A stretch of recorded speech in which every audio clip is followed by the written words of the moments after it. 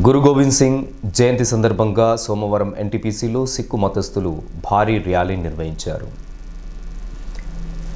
మేరకు BJP senior నాయకులు తోట కుమారస్వామి ఆధ్వర్యంలో మేడిపల్లి సెంటర్ వద్ద నిర్వహించిన కార్యక్రమానికి భారతీయ జనతా పార్టీ రామగుండం ఇన్ఛార్జ్ కందుల సంధ్యారాణి ముఖ్య అతిథిగా హాజరై ర్యాలీని ప్రారంభించారు. అనంతరం సంధ్యారాణి మాట్లాడుతూ గురు గోవింద్ సింగ్ ధర్మం కోసం, ప్రజల కోసం అందించినటువంటి సేవలని సందర్భంగా కొనియాడారు. ఆయన ప్రదర్శించిన ధైర్యం, ఆత్మవిశ్వాసం స్ఫూర్తిదాయకమని పేర్కొన్నారు. ఆధ్యాత్మికంగా, సామాజికంగా గురు గోవింద్ సింగ్ జయంతి ఉత్సవం మనందరికీ ప్రేరణ కలిగించే పర్వదినమని అన్నారు. ఈ కార్యక్రమం సందర్భంగా కందుల సంధ్యారాణి కర్రసాము చేసి అందరినీ ఆకట్టుకున్నారు.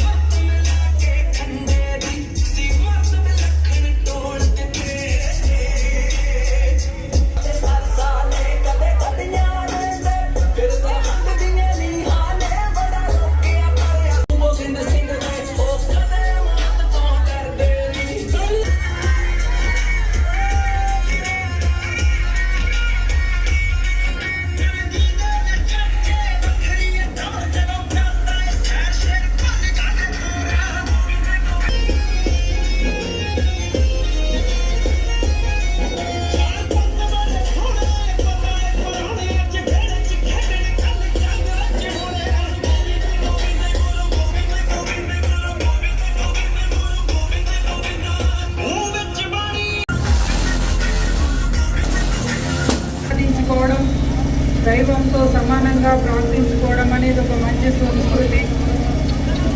మరి వారి యొక్క గురువులు సనాతన ధర్మం కోసం, హిందూ ధర్మం కోసం ఏ రకంగా పాటుపడ్డారో వారిని స్ఫూర్తి పొంది మన ధర్మం కోసం, హిందూ ధర్మం కోసం, ఈ దేశం కోసం వారిని స్ఫూర్తి పొంది తప్పకుండా మనం కూడా వారి బాటలో నడవాలనేటువంటి ఒక సంకల్పంతో ఇక్కడ ఉన్నటువంటి కూడా ముందుకు రావడం, ఈ కార్యక్రమాన్ని నిర్వహించుకోవడం చాలా సంతోషకరంగా భావిస్తూ ఉన్నాం.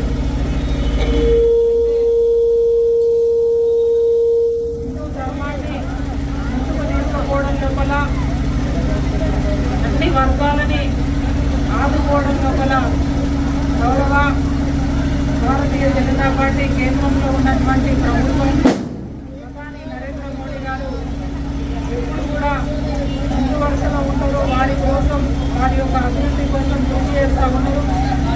అందులో భాగంగానే గురు గోవింద్ సింగ్ గారి కుమారుల యొక్క త్యాగ ఫలితాన్ని, త్యాగ ఫలాలని ప్రజలందరికీ, సమాజానికి చాటి చెప్పడం లోపల భాగంగానే